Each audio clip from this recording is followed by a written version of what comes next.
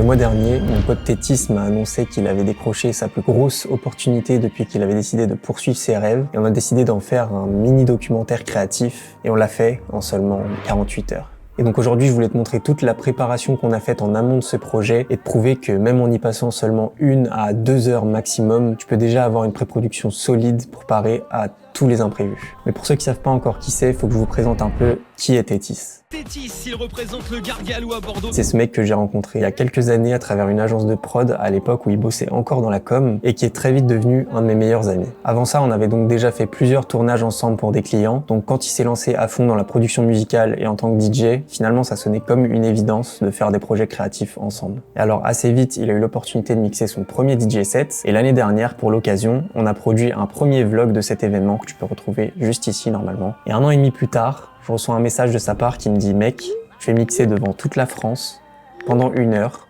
en direct de Fun Radio. » Autant vous dire que c'est pas lui qui m'a demandé de réaliser cette vidéo. Non, c'est moi qui lui ai proposé. Le souci, c'est que par manque de temps, on s'y est pris un peu tard pour décider de ce qu'on allait faire exactement. Et c'est seulement la veille qu'il m'a dit qu'il voudrait un vlog très court, qui permettrait à ses auditeurs de revivre l'événement de l'intérieur. Alors je lui ai écrit et imaginé un concept de vidéo, le soir même, en 1 heure. Et pour cette vidéo, je voulais vraiment qu'on aille au-delà du simple after movie où on filmerait juste son set et qu'on écrive vraiment une introduction scénarisée, un petit peu fun pour mettre un petit peu de contexte. Tu l'as? Fun Radio. Ouais. Et pour rendre ça possible, on a dû composer avec 3 grosses contraintes. La première grosse contrainte, c'est que Tétis, qui venait de Bordeaux, ne restait à Paris que pendant 48 heures. Il arrivait le jeudi soir pour aller directement mixer à Fun Radio juste après. Et il repartait le samedi soir, 2 jours après, ce qui nous laissait seulement vendredi et samedi pour filmer tous les plans de jour dans Paris.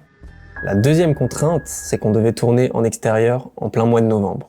Et qu'en novembre, à 17 h, il fait nuit.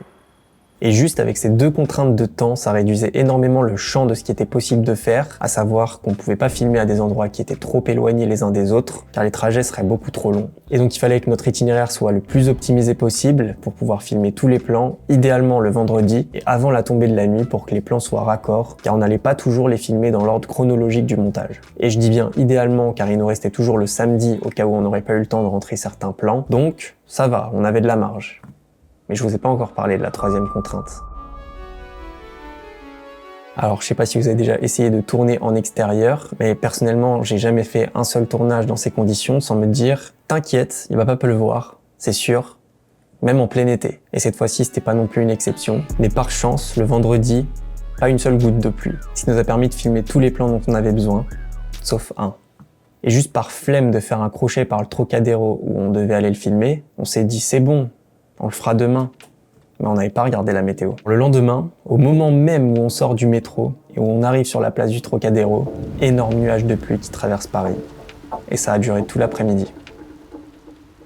Mais c'était quand même un plan qui me tenait à cœur de faire, juste pour la symbolique qui dégage. Tu peux pas faire un film de touristes en plein dans Paris sans montrer au moins une seule fois la Tour Eiffel. Alors on a pris le risque de le filmer malgré le fait que j'étais pas forcément équipé pour la pluie. Niveau raccord, heureusement ça n'a posé aucun problème avec le reste de ce qu'on avait filmé la veille. Et je pense même que le plan rendait encore mieux que s'il avait pas plu.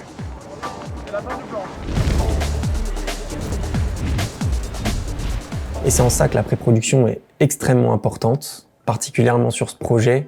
Ça m'a permis d'anticiper toutes ces problématiques et d'adapter mon plan de tournage, c'est-à-dire l'ordre dans lequel j'ai choisi de filmer mes plans, en fonction de l'itinéraire le plus court entre chaque lieu. Et alors maintenant, vous allez me dire, comment est-ce que j'ai fait?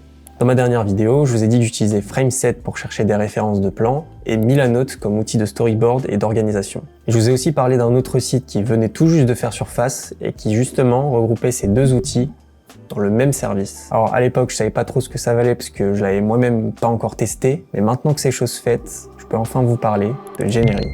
En grosso modo, ce qu'il propose, c'est une galerie de références visuelles issues de films, de pubs ou de créations de vidéos en tout genre, qui sont filtrables et recherchables par mots-clés. Un peu comme ce que proposent nos amis de chez Frameset finalement. Mais il y a une option cool qui les démarque, c'est que Genery propose des images fixes qui s'animent au survol de la souris, et on peut choisir de télécharger l'image en JPEG, en GIF ou en vidéo. Et là où c'est dommage, c'est que Genery propose aussi de faire ses storyboards, moodboards et autres joyeusetés de manière interactive avec leur galerie d'images, mais qu'on retrouve pas ce choix de type de média dans les boards. C'est-à-dire qu'on peut importer des images, mais pas de GIF ou de vidéo. Et c'est bien dommage car sur des plans où on a du mouvement de caméra ou une action, on aimerait bien avoir la possibilité de montrer le résultat attendu au client, et là, on peut pas. Et donc pour la vidéo de Tethys, je l'ai justement storyboardé dans Geniary pour pouvoir lui montrer plan par plan comment celle-ci allait se dérouler chronologiquement à l'aide de références visuelles. C'est un peu comme si on faisait le montage avant même de tourner la vidéo. En général, dans un storyboard, on décrit chaque plan précisément, mais là, par manque de temps, je me suis épargné certains détails pour me noter uniquement les infos dont on allait vraiment avoir besoin le jour du tournage, à savoir le jour de tournage, si on filme de jour ou de nuit, en extérieur ou en intérieur, le lieu du tournage, la valeur de plan et le mouvement de la caméra s'il y en a un,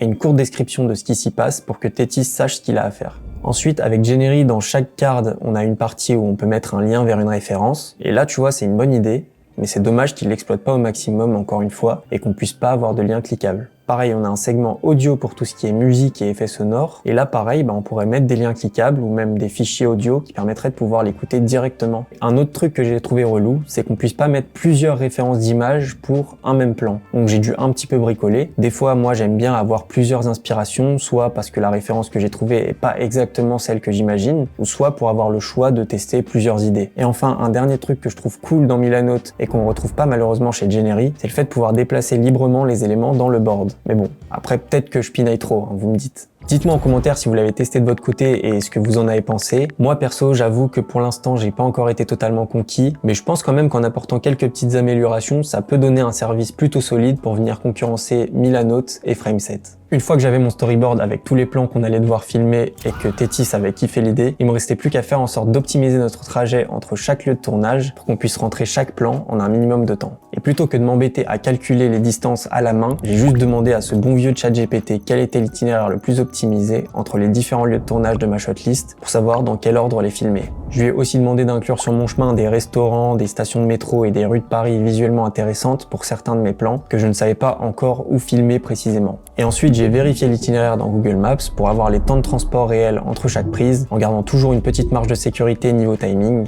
juste au cas où. Pour le reste des plans dans les studios de Fun Radio, j'ai simplement improvisé des plans sur le moment. Je savais que de toute façon, j'allais pas avoir énormément de marge de manœuvre comme c'était un endroit restreint et que j'avais pas besoin de beaucoup de plans. J'ai juste fait confiance à ma spontanéité et j'ai même capturé plus de plans que ce qu'on a réellement utilisé dans le montage final. Au final, le tournage s'est super bien déroulé. On n'a vraiment pas eu de gros couacs, ce qui est selon moi grandement dû à la pré-production qu'on a faite en amont. Et j'insisterai vraiment jamais assez sur à quel point c'est important de le faire. Parce que sans ça, je pense qu'il y aurait forcément eu des choses qu'on n'aurait pas prévues ou des timings qui auraient été trop serrés en 48 heures si on avait juste choisi de filmer les plans par ordre chronologique. Comme je l'ai dit, c'est le deuxième projet qu'on fait ensemble avec Tethys. C'est loin d'être le dernier, je pense. Et c'est toujours super amusant de créer des choses avec ce gars et je suis vraiment super fier du trajet qu'il a parcouru depuis qu'on a fait notre première vidéo ensemble. Je sais pas encore à l'heure actuelle ce que ça va être, mais j'ai tellement hâte de vous montrer ce qu'on va faire pour la troisième. Donc restez branchés.